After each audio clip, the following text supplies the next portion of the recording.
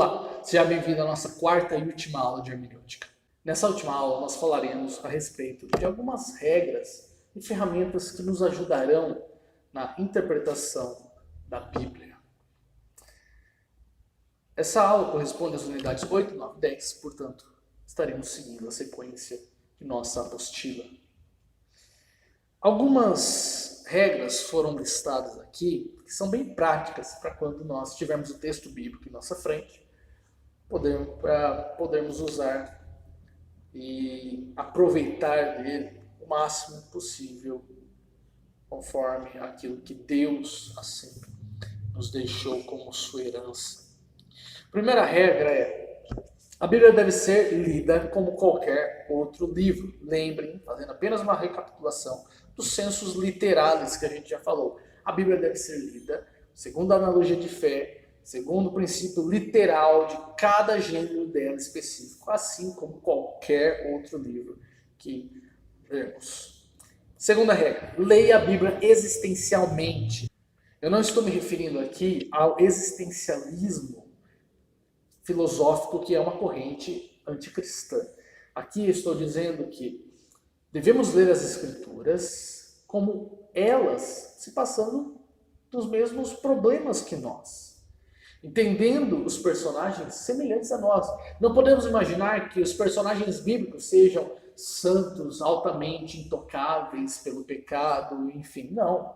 Imaginem, por exemplo, o aperto no coração que Abraão teve ao levantar a faca para sacrificar o seu filho. Imagine a dor na alma de Ana ao clamar por um filho, que veio Samuel posteriormente.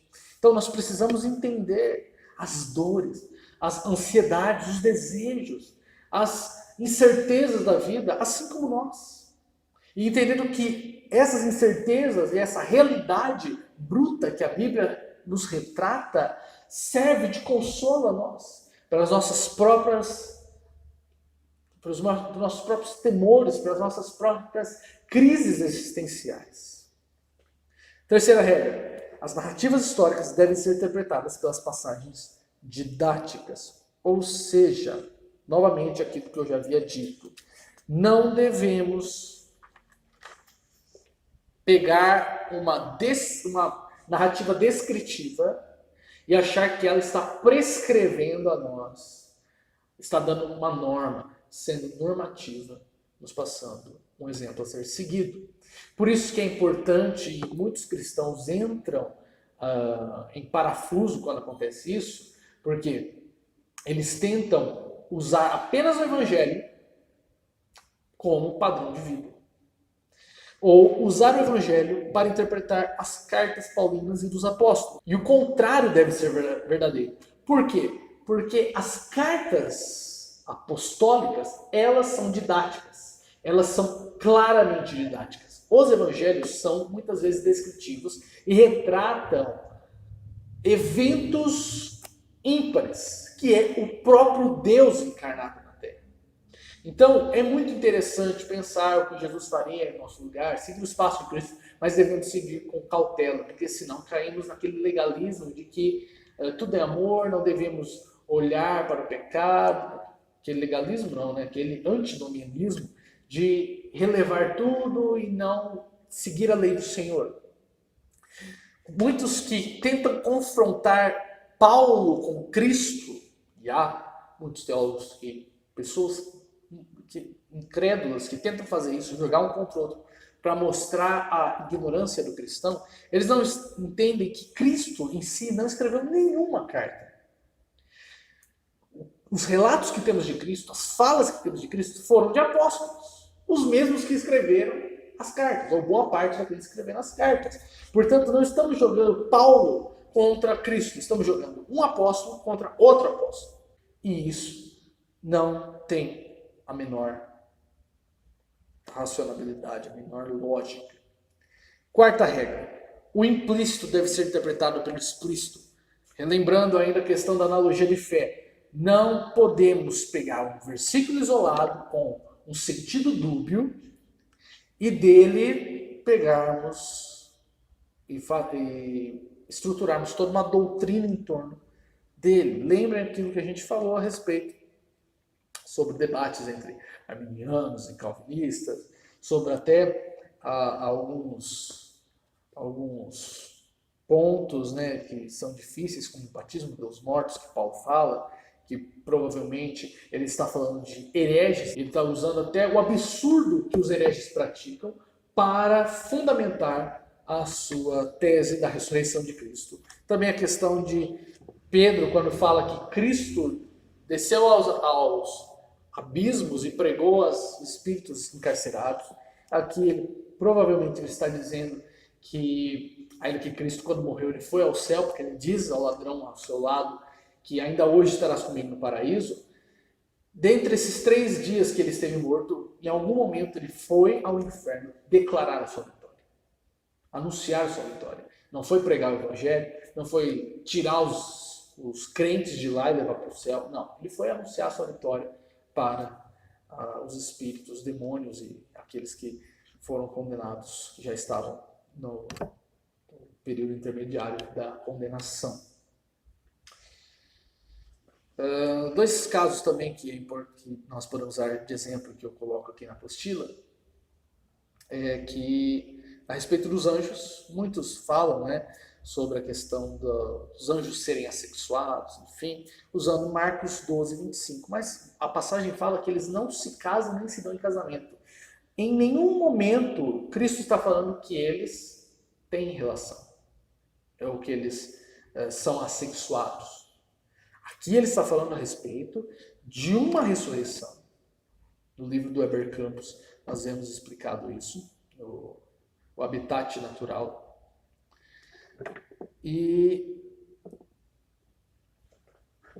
dentro dessa passagem ele está falando com o propósito de dizer e de desfazer uma confusão dada entre os saduceus que não criam na ressurreição, não criam na vida após a morte. Então é contexto diferente, nós precisamos ter cautela em aplicar isso. Até a Confissão de Fé de Westminster, ela faz uma aplicação errada. Por isso que nós precisamos estar bem atentos, porque os teólogos de alto nível que produziram a Confissão de Westminster também acabaram dando uma escorregadela em uma interpretação bíblica de 1 João 5,16, que diz que se alguém vir pecar seu irmão, pecado que não é para a morte, orará, e Deus dará a vida àqueles que não pecarem para a morte. Há pecado para a morte, e por esse não digo que ore. E eles interpretam como não devemos orar por aqueles que pecaram para a morte. Mas aqui a passagem, ela não está falando que não devemos orar por aqueles que pecaram para a morte. João apenas está dizendo que ele não vai falar para orar. Ele não está falando que não ore. Há muita diferença entre você não dizer algo e você fazer uma assertiva negativa. Não faça isso. Então, nós precisamos ter muito zelo nessa questão da nossa interpretação bíblica. 5ª regra. Determine cuidadosamente o significado das palavras. A gente já viu sobre a importância do autor, a importância da data, porque as palavras mudam a sua taxonomia, o seu significado. Nós precisamos entender que ainda usamos a passagem que Paulo fala sobre, assim como todos morreram em Adão, todos serão vivificados em Cristo. Vemos que a mesma palavra, sendo usada no mesmo versículo, tem 2 sentidos diferentes. Há múltiplos sentidos. No próprio hebraico e grego temos muito mais disso do que no português, porque em português a gente tem também palavras com duplo sentido, como sexta. Sexta pode ser a seguida a que segue a quinta, ou a sexta é onde você põe, é tipo um cesto, né? Então, no hebraico você tem muito mais isso. Uma palavra ela pode ter milhares de significados. O contexto é que vai definir o seu significado. E nós precisamos também fazer uma distinção de que os termos que a Bíblia usa, que são iguais aos que nós usamos na teologia sistemática, como salvação, fé, expiação, entre outras coisas, na maioria dos casos, não tem o mesmo sentido técnico do que é definido por nós teoricamente. No texto bíblico, quando fala de salvação, pode estar falando de salvação da morte, salvação de um perigo, é salvação comum. Não uma salvação vicária, em uma regeneração, uma salvação em que a pessoa se encontra com Cristo, se arrepende, tal, tem fé. Não. É uma salvação mais simples. Então a gente precisa atentar bem às palavras para que não haja um jogo de palavras que aparentemente vai endossar um posicionamento, mas que na verdade é apenas um exercício mental feito para tentar justificar o erro. Quinto lugar, observe com atenção os paralelismos. Lembrem que eu falei sobre os paralelismos do gênero poético e sapiencial. Como eu disse, a poesia hebraica ela não tem uma rima fonética, ela tem uma rima de ideias. Então nós temos três tipos de paralelismo.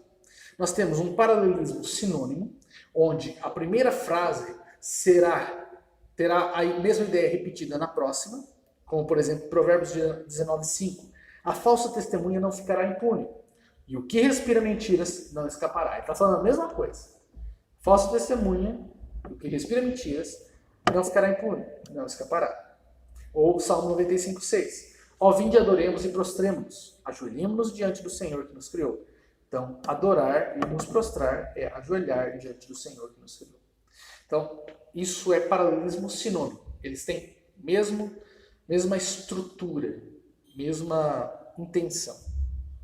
Temos também o paralelismo antitético, que ele vai fazer um contraste entre um ponto e ele vai usar o seu contrário para reenfatizar o primeiro ponto. Exemplo, Provérbios 13:1. O filho sábio atende à instrução do pai, mas o escarnecedor não ouve a repreensão. Aí está falando assim, o filho sábio atende à instrução do pai, mas o escarnecedor não ouve, que é o contrário do filho sábio.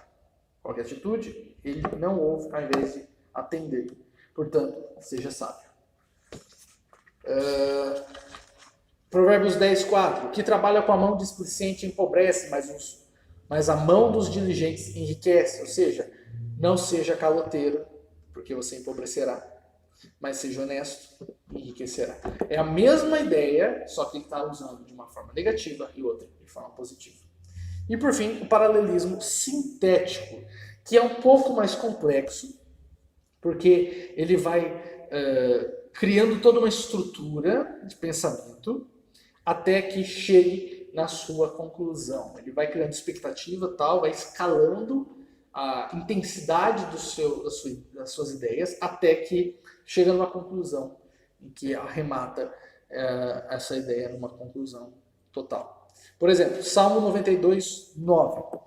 Pois eis que os teus inimigos, Senhor, eis que os teus inimigos perecerão, serão dispersos todos os que praticam a iniquidade. Então veja, no primeiro ele fala de coisa, eles perecerão.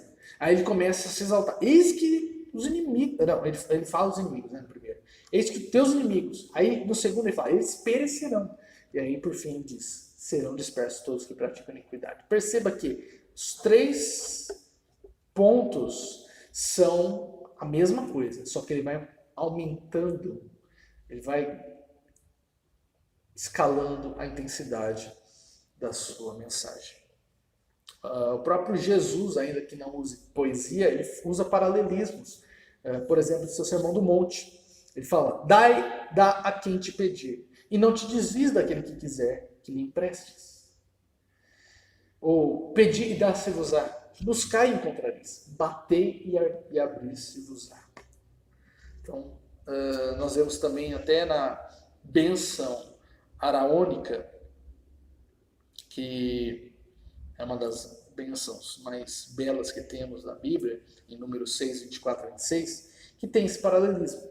O Senhor te abençoe e te guarde. O Senhor faça resplandecer o seu rosto sobre ti e tenha misericórdia de ti. O Senhor sobre ti levante o seu rosto e te dê paz. Então, nesses três versos aqui que temos, esses paralelismos nos enriquecem o entendimento do que é bênção no conceito israelita, no conceito hebreu. Para eles, a bênção do Senhor é segurança no Senhor, estar diante da face do Senhor, ser alvo da misericórdia do Senhor e que Deus dê paz. Essa é a definição mais completa que temos sobre a bênção segundo uma visão bíblica. 7ª regra: diferenças entre provérbio e lei. Nós encontramos muitos provérbios na Bíblia, até fora do livro de Provérbios, que trarão princípios gerais. Mas, ao contrário desses, as leis são mais específicas e não são dadas pela circunstância. A maioria dos provérbios, eles são circunstanciais. Se fizer isso, acontecerá isso. Se não fizer isso, não acontecerá isso. Já na lei, nós temos ordens. Farás, não farás. Também teremos a questão mais local, mais não tão geral quanto Provérbios. E por isso nós precisamos ter uma noção daquilo que é um provérbio, um ditado popular, que pode se encaixar numa determinada circunstância ou não, e uma lei que vai falar de uma circunstância, e é o nosso dever realizar de tal forma que ela vai dar um princípio a nós. Regra 8. Observe a diferença entre o espírito da lei e a letra da lei. Qual que é essa diferença? Nós temos já na época de Cristo um farisaísmo que se tornou, nós emprestamos o nome deles, dos fariseus, para adjetivar essa atitude de hipocrisia. Porque eles seguiam teoricamente a lei, mas eles a corrompiam em seu espírito. Cristo ele vai tratar sobre isso, a questão do adultério, a questão do homicídio. Ele vai falar assim, não é porque você não tirou a vida de ninguém que você não é culpado, porque você odeia, aquele que odeia o seu próximo já está assassinando no seu coração. Aquele que ainda que não adulterou, cobiça o seu próximo, adulterou no seu coração. Ele vai falar a respeito também do sábado, que eles faziam toda uma algazarra para aparentemente guardar o sábado, mas eles, os doutores da lei, os escribas e fariseus, eles usavam de artimanhas para, ainda assim, transporem aquilo que eles mesmos definiram, não foi a lei de Moisés. Mas, como exemplo, eles definiram uma distância específica do que era definido como trabalho, e como isso era proibido, exceder no sábado. Mas então eles falam que você pode andar essa distância a partir da sua casa, então eles colocam objetos de período em período, de distância em distância, para que assim, durante o sábado, eles possam ir de um objeto ao outro e percorrer menos do que a distância limite que eles tinham do sábado. Regra 9. Interprete as escrituras teocentricamente, doutrinariamente. Precisamos entender que Deus é o centro de todas as coisas. Tudo foi feito para a glória dele. Tudo revela ele. Tudo provém dele, por ele e para ele. Portanto, tudo vem, tem nele a origem, é sustentado por ele e terá como final de todas as coisas a glória de Deus. E a Bíblia não foge de regra. A Bíblia toda está permeada pela glória de Deus, pela presença de Deus. Entendendo essa teocentricidade, ou seja, Deus como centro de todas as coisas e não o homem, nós precisamos entender também que a Bíblia aponta para Cristo. Isaac Ambrose, o puritano, diz o seguinte: tenha Jesus Cristo diante dos seus olhos ao examinar a Bíblia como fim, escopo e substância da mesma.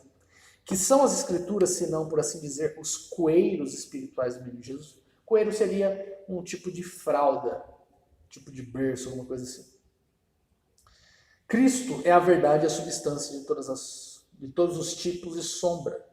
Cristo é a substância e a matéria do pacto da graça de toda a sua administração. Sobre o Antigo Testamento, Cristo estava oculto. Sobre o Novo Pacto, ele foi revelado. Cristo é o centro e o ponto de convergência de todas as promessas, pois nele as promessas de Deus acham o sim e o amém. Cristo é a realidade simbolizada, selada e exibida nas ordenanças do Antigo e do Novo Testamento. As genealogias bíblicas são usadas para conduzir-nos à verdadeira linhagem de Cristo. As cronologias da Bíblia mostram-nos os tempos e épocas de Cristo. As leis bíblicas são o nosso mestre-escola para levar-nos a Cristo. As leis morais corrigindo e as leis cerimoniais apontando. O Evangelho da Bíblia é a luz de Cristo, mediante a qual nós o ouvimos e o seguimos. As cordas do amor de Cristo, por meio das quais somos enlaçados a uma doce união e comunhão com Ele. Sim, o próprio poder de Deus para a salvação de todo aquele que crê em Cristo Jesus. Portanto, devemos pensar em Cristo como a substância, a essência, a alma, o corpo de toda a Bíblia. Penúltima regra, 10ª regra. Supostos erros e contradições. Muitas vezes nós seremos confrontados por incrédulos ou até com dúvidas legítimas de cristãos ainda que estão iniciando seu estudo na Bíblia, que verão supostas contradições e erros na Bíblia. Nós temos, por exemplo, a maioria desses erros são erros ligados à gramática mais obsoleta. Por exemplo, nós temos no caso da versões mais antigas da Bíblia em português, Almeida, por exemplo, palavras como coisa ao invés de coisas, frecha ao invés de flecha. Mas isso não é um erro, é apenas uma obsolescência da linguagem. Contradições, por exemplo, eu citei aqui um texto de Levítico 11, 13 a 19, que diz, ele está falando sobre as leis de alimentação, e ele diz, das aves, estas abominareis, não se comerão, serão abominação. Ele vai listando várias aves, a cegonha, a garça, segundo a sua espécie, e a pulpa, e o morcego. Só que tem um problema, o morcego não é ave, o morcego é mamífero. E aí vem a questão, a Bíblia errou? A Bíblia ela se contradisse? Achamos um erro aqui? Não, porque o termo original aqui é Ralph, que dá a ideia, não, ele significa de fato aves, mas ele tem um significado também, lembra a questão das palavras? Uma palavra pode ter mais de um significado.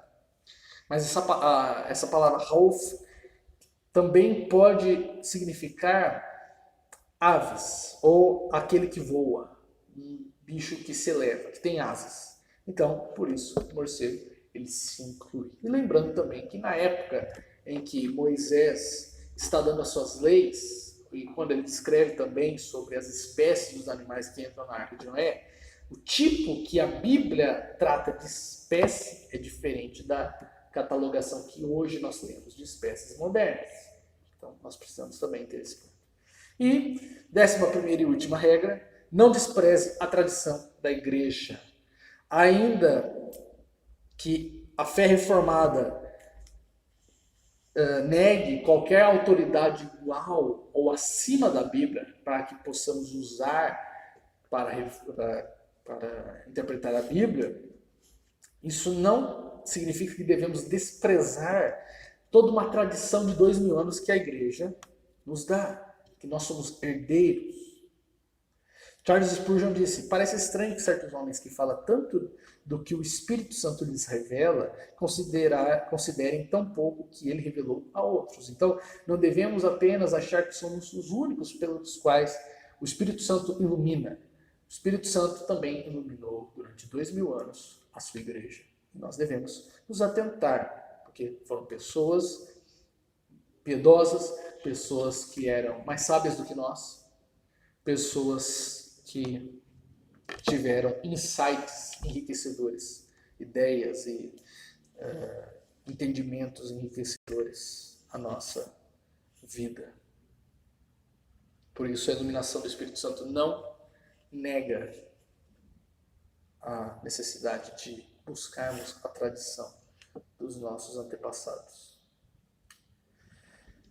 Se a Bíblia, então, ela tem autoria humana, nós falamos que ela deve ser lidada como uma literatura, ela tem também uma cultura que a abrange. Ela tem estilos locais. Toda uma cultura que a envolveu durante a sua produção. E essa cultura também foi delimitada pelo próprio Deus em sua soberania. É muito debatido hoje, ainda, né? É muito debatido, já foi mais há alguns anos atrás, o debate sobre aquilo que seria um princípio, uma lei, e aquilo que seria um costume. Temos, por exemplo, o caso do véu, né? O famoso caso do véu, ou a questão de maquiagem, e o que definiria roupas de homem, roupas de mulher, e se mulher pode usar calça, ou só deve usar saia. Então, nós precisamos, diante desses textos que são usados para embasar isso, questionar algumas coisas. Primeiro, se era apenas um costume de um determinado local, por causa de alguma circunstância, no caso do véu, por exemplo, quando Paulo fala em 1 Coríntios 11 que a mulher deve cobrir o véu, cobrir a sua cabeça com o véu por questão de honra, ele pode... Será que ele está falando isso porque na época lá em Corinto as prostitutas andavam sem véu? Ou isso ele está falando que é uma norma para todo o tempo, em todo caso, que elas devem usar véu? Ou esse é parcialmente um princípio e parcialmente um costume? Opção A, né, podemos dizer, que aqui ele pode estar falando que o princípio é válido de submissão ao seu marido, mas o véu é apenas um costume, ou opção B, de que deve-se sim usar algum tipo de cobertura, ainda que não necessariamente seja um véu, pode ser um chapéu ou um boné. Algumas orientações práticas para que possamos esclarecer debates tais como se é cultura ou se é uma lei. Primeiro, nós precisamos examinar a Bíblia para descobrir traços específicos de um costume. Nós precisamos ver se o argumento de um determinado escrito, nesse caso de Paulo, em 1 Coríntios 11, sobre o véu, ele cita alguma coisa de costume. Ou se ele não fala nada. Porque se ele não fala de questão de costume, porque de prostituta e tal, pode até ser que houvesse mesmo prostitutas que andassem com a cabeça descoberta, mas isso não tem nada a ver com o texto aqui, porque Paulo não está dizendo nada. Segundo, leve em consideração características cristãs do primeiro século. Ainda que nós entendamos essa questão, que era cultura do período de Corinto, nós não devemos usar isso como um princípio que vai arrematar a nossa dúvida. Terceiro ponto, nós devemos usar como princípio as ordenanças criacionais de Deus, que transcendem culturas, como o mandato espiritual, o mandato cultural e o mandato social. Eles não estão limitados a um período histórico. Não foi dado apenas a Adão, e após a queda isso foi revogado aos homens. De forma alguma, eles permanecem firmes até o presente dia. E quarto ponto, em situações de incerteza, use o princípio de humildade sempre. No caso do véu, nós entendemos que ele, de fato, ele vai retratar o mandato do papel da família, um símbolo, ele é um símbolo de submissão. O princípio ele deve permanecer. Não devemos negligenciar o véu até por causa de uma questão da prostituta cultural, mas porque o véu em si era símbolo de uma submissão que deve estar enraizada e preservada entre a mulher e o seu esposo. Mas quando chegamos a um texto que não temos, de fato, um esclarecimento, devemos ser humildes e falar, eu não sei. No momento eu não sei, eu não tenho certeza. E pedir a Deus a iluminação, pedir a Deus que nos guie a materiais que venham nos esclarecer sobre determinado assunto. Por último, algumas ferramentas práticas para nós estudarmos a Bíblia no nosso cotidiano. Vocês viram que nessas 4 aulas, o que foi dito basicamente é que dá duro, tem que dar duro para se estudar a Bíblia. Não é coisinha fácil. A gente vai ter que suar o pano para conseguir ter um estudo bem completo e satisfatório. Portanto, hoje, com essa tecnologia que temos, não eu creio que seja a geração mais bem servida de recursos, graças a Deus, para que possamos ter acesso a informações que seria em outros tempos apenas acadêmicos, doutores em teologia. O primeiro ponto é a tradução da Bíblia que você deve escolher. Eu não vou aqui fazer propaganda de nenhuma Bíblia, eu apenas quero falar sobre os diferentes tipos de tradução que temos nas Escrituras. Caso você não saiba, nós temos tantas versões de Bíblia assim, porque elas variam no modo em que são traduzidas. E também tem a variação dos textos originais que são usados, como eu disse, já na segunda aula.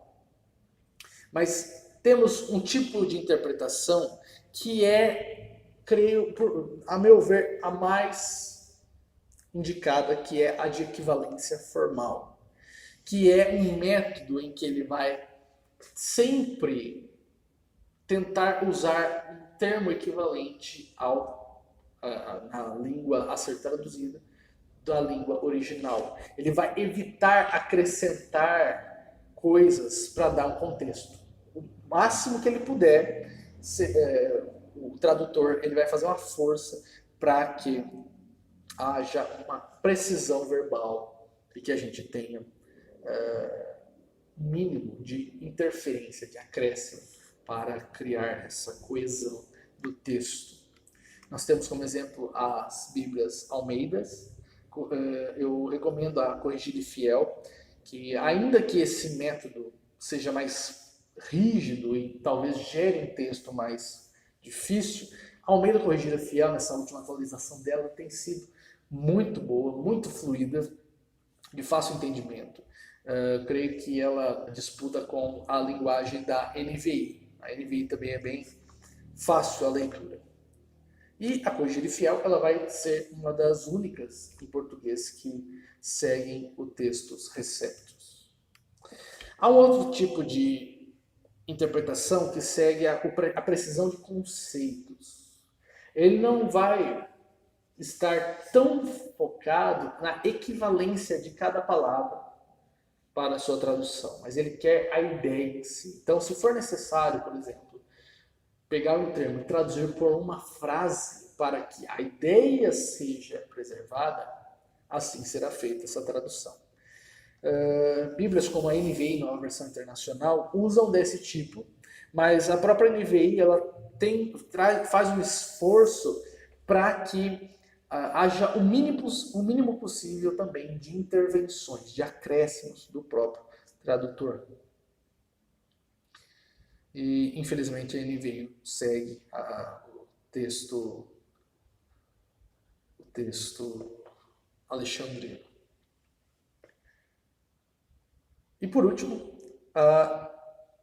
há um tipo de, se podemos chamar de tradução, que é a paráfrase.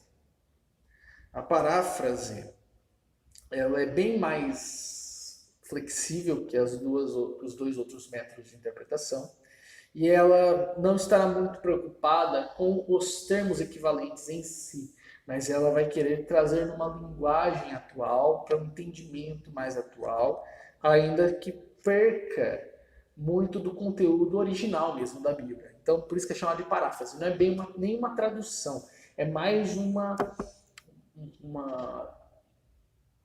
reformulação dos escritos, seguindo um idioma mais popularizado. Dentre essas paráfrases temos a Nova Tradução da Linguagem de Hoje, a NTLH, a Bíblia Viva, ambas eu não recomendo porque não tem nenhuma profundidade.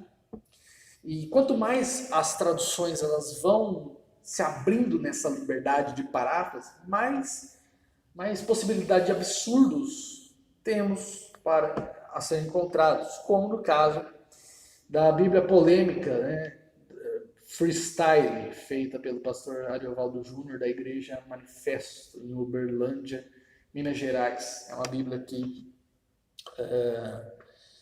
é totalmente parafraseada, ele muda toda a Bíblia, né? Ele usa apenas os conceitos iguais, mas não há nenhuma equivalência verbal. E você tem até uma tentativa de humor, mas na verdade há uma certa irreverência e beirando a blasfêmia, como por exemplo Mateus 5,13, quando Jesus fala, vós sois o sal da terra e do mundo, é traduzido assim, vocês são a vodka da caipirinha, mas se a vodka for vagabunda, como alguém vai beber essa porcaria? Não serve para mais nada, senão para acender a churrasqueira. Chama também Judas de X9, na parte em que Pedro está negando Jesus, em Mateus 26,74, ele carca um palavrão na boca de Pedro, tem mesmo escrito palavrão, na apostila você vai ver transcrito essa parte, eu não vou falar aqui, mas tudo bem, vocês podem ver lá. E isso mostra a insensatez, a falta de limites, a falta de bom senso para saber até onde se deve parar. Mas uma das poucas paráfrases que eu recomendo, ainda que não substitua a leitura da Bíblia de equivalência, que é uma leitura bíblica mais séria, mas é uma versão muito boa, que é a mensagem do pastor americano Eugene Peterson. E o próprio Peterson não fez essa versão para substituir, para ser uma versão bíblica, mas sim para ser um auxílio para que os pregadores, principalmente, tenham uma noção mais realista das escrituras, menos viciada, menos na linguagem viciada que temos hoje. Porque muitas vezes acabamos lendo a Bíblia com uma linguagem muito rebuscada, muito espiritualizada, e não entendemos a realidade dos termos ali usados. Outra questão é, se você tem conhecimento de algum outro idioma, recomendo também que você leia Bíblias em inglês, espanhol, no idioma que você tem, porque te ajudará na sua prática linguística, quanto também te ajudará na comparação das traduções. E, por exemplo, a King James, que é uma das basilares para o idioma inglês, ela estabeleceu, né, o idioma inglês. A Bíblia em alemão também, ainda que a Bíblia de Lutero ela seja muito mais antiga e mais obsoleta para o inglês moderno, mas ainda assim, as traduções bíblicas da Reforma que estabilizaram os idiomas modernos, como o alemão, o inglês. Então elas tiveram um papel muito importante até socialmente. Temos também as Bíblias com comentários anotadas, né, com notas remissivas. Temos algumas Bíblias com comentários embaixo, né, de rodapé, como a Bíblia de Genebra, que eu recomendo fortemente a vocês, que é uma das Bíblias mais completas que temos hoje. Temos a Bíblia também de Herança Reformada, que é excelente para você que realiza cultos domésticos. Ela tem todo um guia para você usar no seu culto devocional. Mas também temos que tomar cuidado com Bíblias que que os comentários sobrepujam a própria Escritura, como a Bíblia de Estudo Scofield, que é largamente usada no ramo pentecostal e neopentecostal, mas que, se você procurar a história dessa Bíblia, o cara não tinha formação teológica. O cara, ele criou toda essa história dispensacionalista em que Deus ele tem dois tipos de tratamentos, um com Israel e outro com a igreja. Então ele vai criando várias falsas doutrinas que beiram muito a heresia.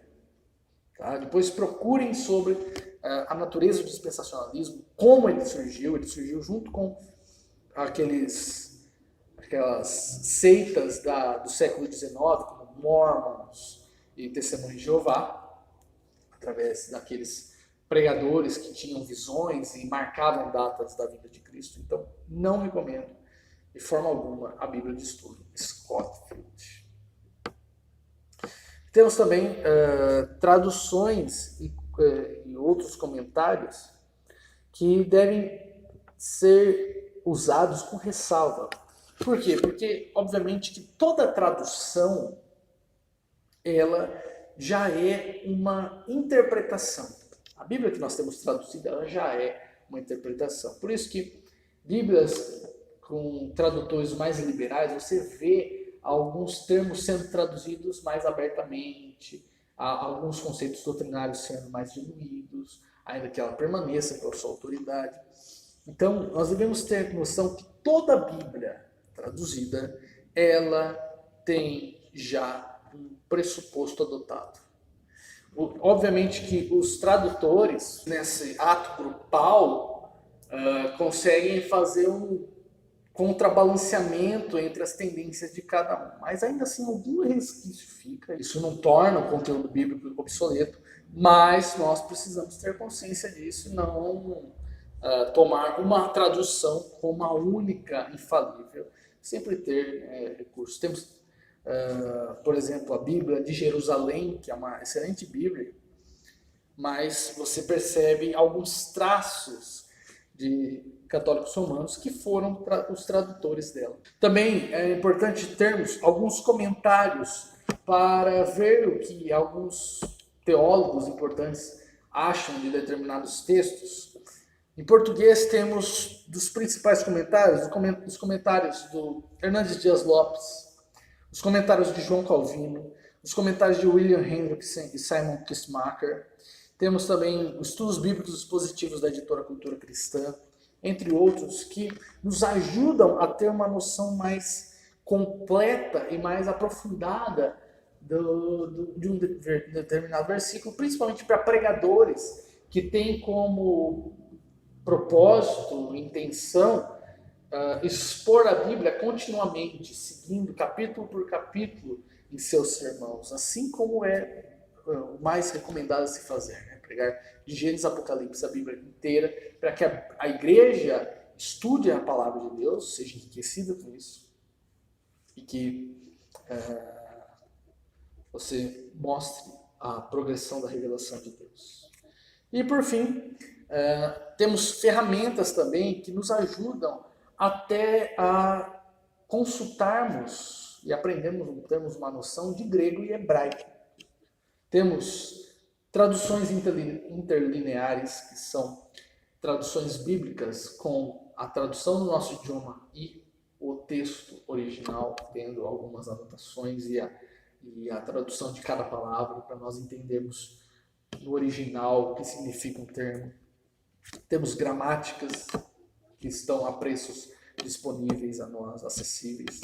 Temos léxicos ou dicionários que nos ajudam, dicionários bíblicos especificamente, que nos ajudam com termos bíblicos.